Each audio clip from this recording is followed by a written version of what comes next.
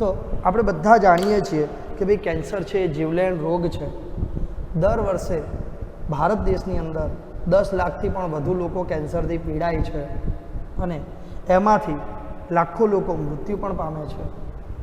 હવે કેન્સર થવાની પ્રક્રિયા અથવા સામાન્ય કોષોનું કેન્સરના કોષોમાં રૂપાંતરણ થવાની પ્રક્રિયા, તેની સારવાર, તેનું નિયંત્રણ, આ બધી જે પરિસ્થિતિ છે એ પરિસ્થિતિ જીવવિજ્ઞાન અને મેડિકલ સાયન્સની અંદર બહુ ઊંડાણપૂર્વકના સંશોધનનો વિષય છે. કેમ? તો કે ભાઈ આપણા બધાના કોષોમાં મેં તમને ગઈકાલે જ કીધું હતું એમ વિભાજન થવાનો ગુણધર્મ તો છે જ, રાઈટ? પણ એ બધા જ કોષોને એની આજુબાજુના કોષો જ્યારે એની લિમિટથી બહાર વિભાજન કરે ત્યારે એને જાણકારી આપે છે કે બસ ભાઈ હવે તું તારી જમીનની બહાર જઈ રહ્યો છે, બરાબર? આપણે આપણા ખેતરને મૂકીને બાજુવાળાના ખેતરમાં ખેતી કરવા જઈએ તો કોઈ કરવા દે નહીં.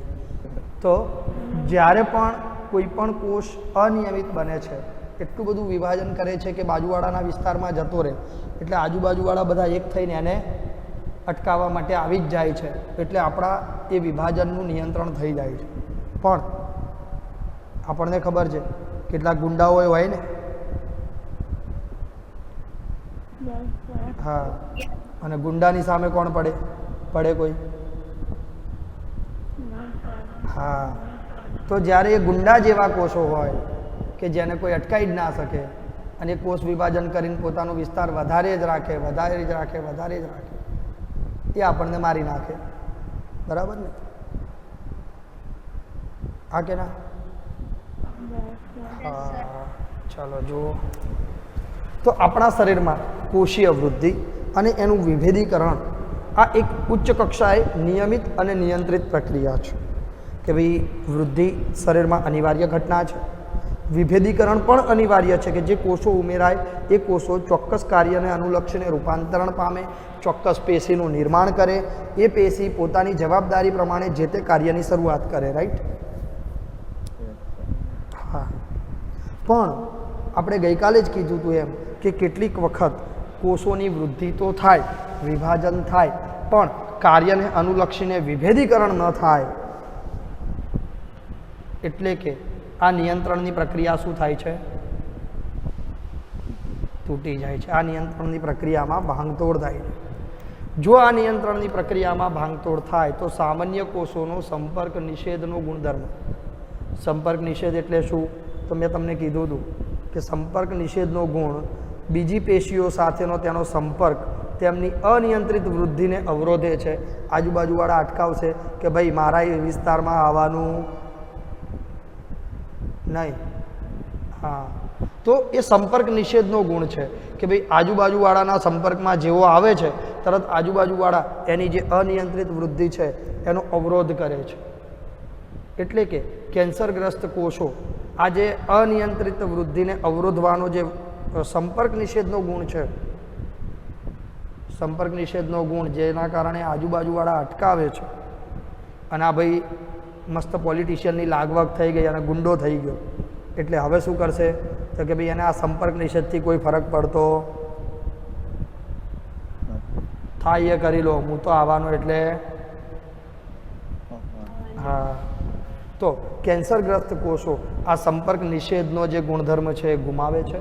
તેથી કેન્સર કોષો સતત કોષ વિભાજન પામીને કોષોનો સમૂહ સર્જે છે અને આ કોષોનો સમૂહ જે વધારાનો છે એને આપણે શું કહીએ છીએ? કેન્સરની ગાંઠ કહીએ છીએ, રાઈટ? ઓકે. હવે આ કેન્સરની ગાંઠ પાછી બે પ્રકારની હોય છે. એક સાધ્ય ગાંઠ અને એક અસાધ્ય ગાંઠ. મોટે ભાગે 80% કેસમાં સાધ્ય ગાંઠ હોય છે અને એનું નિવારણ પણ શક્ય છે જો પ્રાથમિક લેવલે ખબર પડી જાય તો. પણ અસાધ્ય ગાંઠ છે એ અઘરી છે. પહેલાં બંને શું છે આપણે સમજી લઈએ, પછી એની વિશેષ વાત. પહેલાં વાત કરીએ સાધ્ય ગાંઠ. તો કે ભાઈ સાધ્ય ગાંઠ છે એ પોતાના મૂળ સ્થાને જ્યાં પણ સર્જાય છે ત્યાં જ રહે છે, એને ક્યાંય જવું નથી. હા, પોતાનો વિસ્તાર વધારે રાખવો છે પણ ત્યાંનો ત્યાં. આપણે આપણા એરિયાના શેર બહાર જઈએ તો કોઈક સવા શેર મળે, બરાબર ને? હા કે ના? હા, એટલે એ સાધ્ય ગાંઠ. આપણે વાત કરતા હતા સાધ્ય ગાંઠની. અપની ગલી કા કુત્તા શેર હોતા હે, એવું છે ને કે ભાઈ પોતાના મૂળ સ્થાને જેટલો વિસ્તાર વધે એટલો વધારવાનો, બાકી અહીંયાથી બહાર ક્યાંય જવાનું જવાય? સવા શેર મળી જાય નહીં? ચલો હવે બીજી બાજુએ જોઈએ અસાધ્ય ગાંઠ. આ આતંકવાદી, પેલો ગુંડો કહેવાય, આ આતંકવાદી કહેવાય. કેમ? આતંકવાદી દુનિયામાં ગમે ત્યાં જાય એ આતંકવાદી જ રહે, બરાબર ને? હા કે ના? હા, એટલે એ પ્રસર્જિત કોષો છે કે પ્રસર્જિત કોષોનો જે સમૂહ છે, એવા કોષોની જે ગાંઠ સર્જાય છે એને નિયોપ્લાસ્ટિક ગાંઠ કહેવાય છે. અને આ નિયોપ્લાસ્ટિક ગાંઠ ખૂબ જ ઝડપથી વૃદ્ધિ પામે છે અને આસપાસના બધા કોષોને એના જેવા કરી નાખે, બરાબર? હવે આ કોષો ઝડપથી વૃદ્ધિ પામે છે તો સ્વાભાવિક છે કે એને ઝડપથી વિભાજન પામવા માટે પોષણ જોઈએ.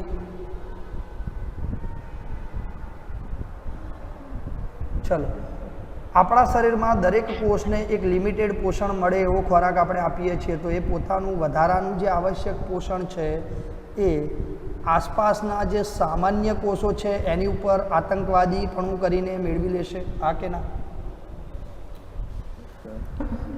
હવે આ આતંકવાદીના કારણે આસપાસના જે સીધા સાદા માણસો છે એ બિચારા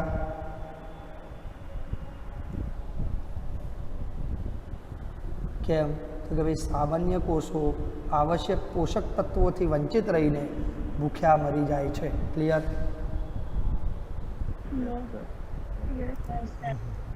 તો આવી ગાંઠમાંથી છૂટા પડેલા જે પણ કોષો છે એ રુધિર દ્વારા અન્ય કોઈ પણ અંગ સુધી કે અન્ય કોઈ પણ વિભાગ સુધી પહોંચે છે. ત્યાં જઈને પાછી ત્યાં નવી ગાંઠ બનાવે છે. કીધું ને આતંકવાદી જેવું કામ કે ભાઈ એક આતંકવાદી સંગઠન હોય, એની એક ટોળકી હોય, ટોળકીમાંથી બધાને તૈયાર કરે, પછી 5-5 આતંકવાદીઓ જુદી જુદી જગ્યાએ મોકલી દે, જ્યાં જ્યાં મોકલે ત્યાં પાછી નવી ટોળકી બને. અને હા, તો અસાધ્ય ગાંઠનો આ રોગ વ્યાપ્તિનો ગુણધર્મ બહુ જ ભયજનક છે. કેમ?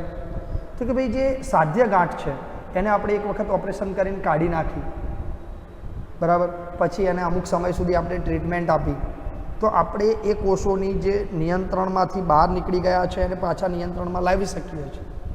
પણ જ્યારે અસાધ્ય ગાંઠનું તો કેવું છે, આપણને ખબર છે કે રુધિરની અંદર કેટલા આવા આતંકવાદીઓ ફેલાઈ ગયા છે, હે? અને ધારો કે જે ફેલાઈ ગયા છે એ કયા કયા છે એ થોડા ખબર પડે. એટલે એની ગાંઠ આપણે જેટલી પણ શરીરમાં સર્જાઈ હોય એ બધી ગાંઠો ઓપરેશન કરીને કાઢી નાખીએ ને તોય એ રુધિરમાં ફરતું જ રહે અને ક્યાંક ને ક્યાંક ઇન્ફેક્શન કરતું રહે. ખ્યાલ આવી ગયો? તો અસાધ્ય ગાંઠનું જે પણ કેન્સર છે એને આપણે એક પ્રકારનું બ્લડ કેન્સર કહીએ છીએ. ક્લિયર? કેન્સર થવાના કારણ કે ભાઈ સામાન્ય કોષો કેન્સરગ્રસ્ત નિયોપ્લાસ્ટી કોષોમાં રૂપાંતરણ થવાની જે પ્રક્રિયા છે એ પ્રક્રિયા પાછળ જવાબદાર કેટલીક વખત કોઈ ભૌતિક પરિબળ હોય, કેટલીક વખત કોઈ રાસાયણિક પરિબળ હોય, કેટલીક વખત કોઈ જૈવિક પરિબળ પણ હોય. તો આ જે પરિબળો છે એ બધા જ પરિબળોને કે જે કેન્સર ફેલાવે છે એવા કારકોને કેન્સર જેન્સ કહેવામાં આવે છે. ક્લિયર? હવે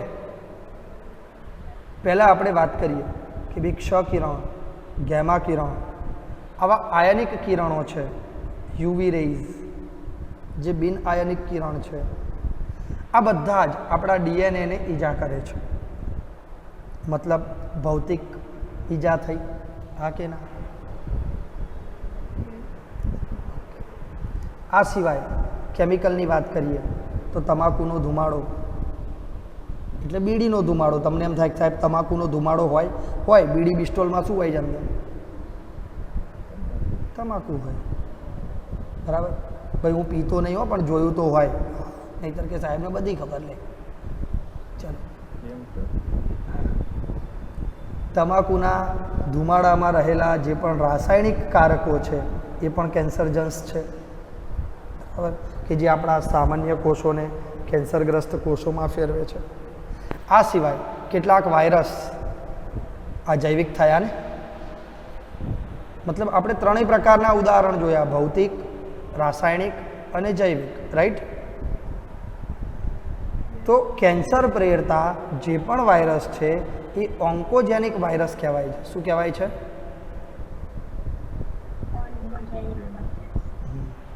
અને તેમનું જે જનીન છે એને વાયરલ ઓન્કોજીન્સ કહેવાય છે. ક્લિયર?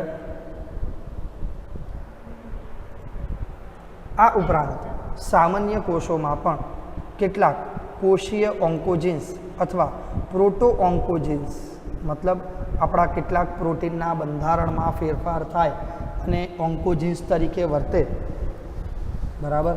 તો એ પ્રોટો ઓન્કોજીન્સ આપણા બોડીમાં ઓલવેઝ પ્રેઝન્ટ હોય છે. મેં તમને કીધું હતું ને કે હું તમને કારણ આપીશ કે કોઈ પણ વ્યક્તિ ધારો કે કોઈ પણ પ્રકારનું વ્યસન નથી કરતો તો પણ ઘણી વખત કેન્સર થાય છે. તો કેમ થાય છે? એ કારણ આ છે કે ભાઈ આપણા શરીરની અંદર પણ કેટલાક પ્રોટીન છે કે જે પ્રોટીન પોતાના બંધારણમાં ફેરફાર કરે છે. આપણને ખબર છે કે ભાઈ જનીન છે એ તો ડીએનએ છે, અને ડીએનએ શું છે? પેન્ટોઝ સુગર, નાઇટ્રોજન બેઝ અને ફોસ્ફેટ બોન્ડની બનતી રચના, રાઈટ. હવે એની સાથે સાથે આપણા શરીરમાં જુદા જુદા પ્રોટીન હોય. આપણા ડીએનએ સાથે આ પ્રોટીન આવીને કંઈક હળી કરી જાય, બંધારણમાં ફેરફાર કરી જાય, એટલે પ્રોટો ઓન્કોજીન્સનું નિર્માણ કરે. ક્લિયર? હા. તો આવા પ્રોટો ઓન્કોજીન્સ એ આપણા શરીરને હંમેશા કેન્સર કોષોમાં ફેરવી નાખે છે. તો કોઈ ચોક્કસ પરિસ્થિતિમાં સક્રિય થાય આવા કોષો, ત્યારે સામાન્ય કોષોને કેન્સરગ્રસ્ત કોષોમાં ફેરવે છે. કેન્સરની ચકાસણી અને નિદાન, કે ભાઈ આપણે કોઈ પણ બીમારી મટાડવી છે તો પહેલાં શું કરવું પડે? ચકાસણી કરવી પડે ને, કે એ બીમારી થઈ છે તો કેવી રીતે થઈ છે, કેમ થઈ છે, એનું નિવારણ કેવી રીતે કરવું પડે કે નહીં? આવું બધું કે એમને દવા લઈ લો છો, હે, શરદી ઉધરસ થાય ને કોરોનાની દવા લઈ આવો છો, પહેલાં એનું ચકાસણી અને નિદાન કરો છો. હા,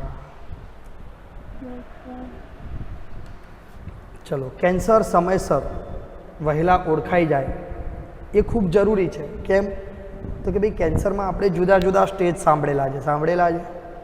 ફર્સ્ટ સ્ટેજ છે, સેકન્ડ સ્ટેજ છે, પછી કે લાસ્ટ સ્ટેજ છે. સાંભળ્યું છે? હા કે ના?